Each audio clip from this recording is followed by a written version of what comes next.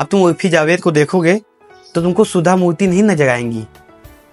तो पैसा तो बुरे तरीके से कमाया जाता है, यही कहते हैं ना आप लोग, यही सुना है ना आप लोगों ने। ये भी फर्जी बात है, ये भी फालतू की बात है। कैसे, आइए जानते हैं। मान लीजिए एक व्यक्ति ने गाड़ी खरीदी, तो आसपास के लोग क्या कहेंगे कि बहुत मेहनत से लाया है? नहीं, वो कहेंगे ये जुगाड़ू है, इसने जितना भी पैसा कमा रखा है सब गलत तरीके से कमा रखा है, नंबर 2 का धंधा करता है, ये काले धन का तमाशा है। फिर इन्हीं के साथ साथ और लोगों को भी ले लेगा कि जितने भी लोगों ने पैसा कमा के रखा है वो गलत तरीके से कमा के रखा है। लेकिन ये सब फर्जी की बात है, आप इस पे ध्यान मत दीजिएगा। मैं आपको सच्चाई बताता हूँ।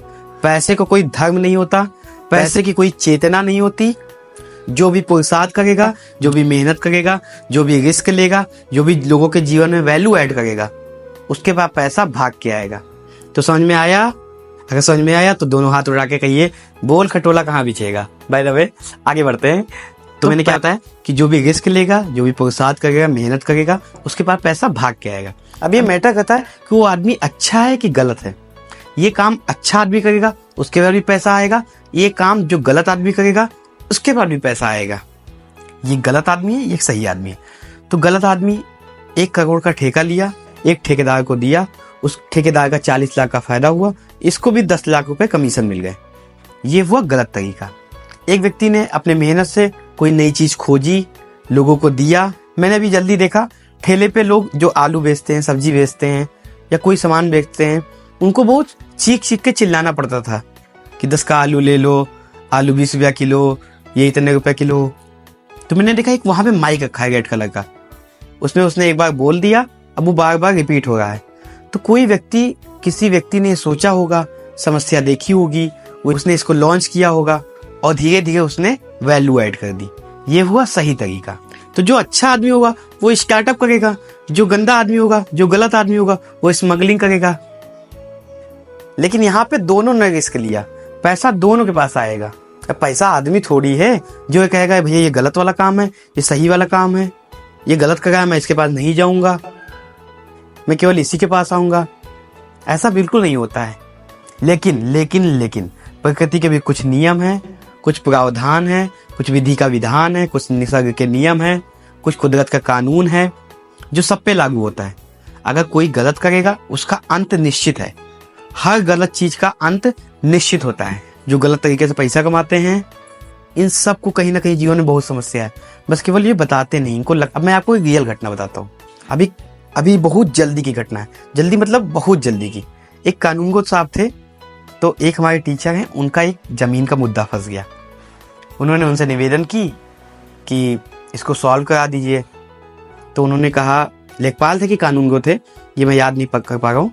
पहले 5,000 रुपये मांगे, फिर 10,000 रुपये मांगे, फिर 15,000 रुपये मांगे। ऐसे करते करते बहुत पैसा ले लिया और इतना परेशान किया, इतना दौड़ाया टीचर को मेरे। और सर इतना दौड़े, इतना परेशान हुए। वो बहुत ईमानदार है, वो कल हमसे मिले, उन्होंने कहा कि सच को कभी सताया जा सकता है लेकिन परास्त नहीं किया जा सकता। और जानते हैं क्या हुआ? वो कानूनगो साहब कचहरी में बैठे थे, ऐसे बैठे बैठे ऐसे गिर पड़े, फिर अस्पताल गए, 10-15 दिन झेले और उसके बाद मर गए।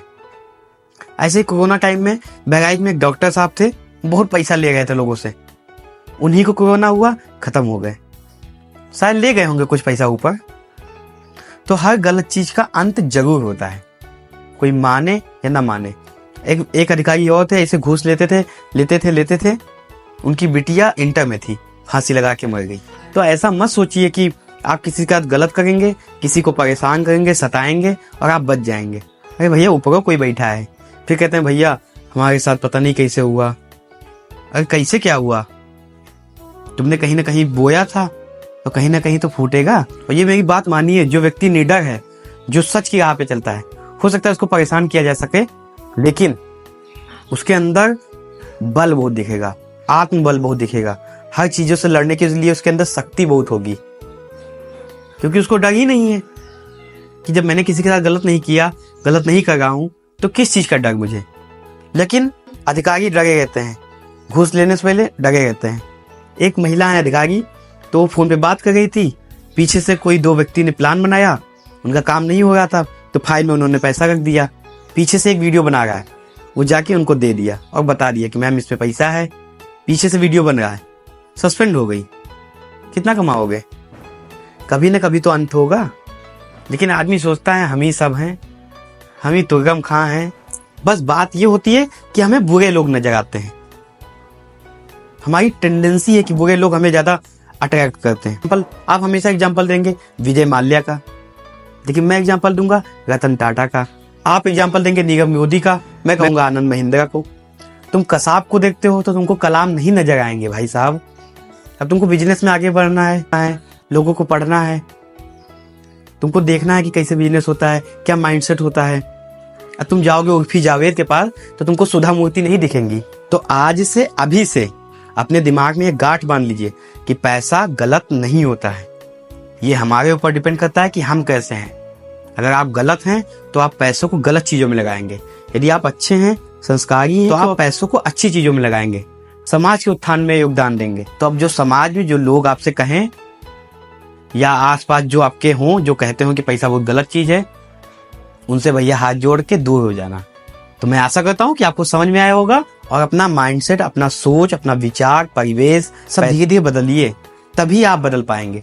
कोई नहीं आएगा ऊपर से, भगवान उतर के नहीं आएंगे आपको सही करने। वो आपके पास कुछ ना कुछ ऐसे लोगों को माध्यम बना के भेजेंगे जिनकी वजह से आपका विचार बदलेगा और आप खुद बदलने लगेंगे। तो आप अपने विचार कमेंट में लिख सकते हैं। तो आपको जल्दी मिलते हैं और फिर से आपको कुछ नया बताऊंगा। बहुत धन्यवाद।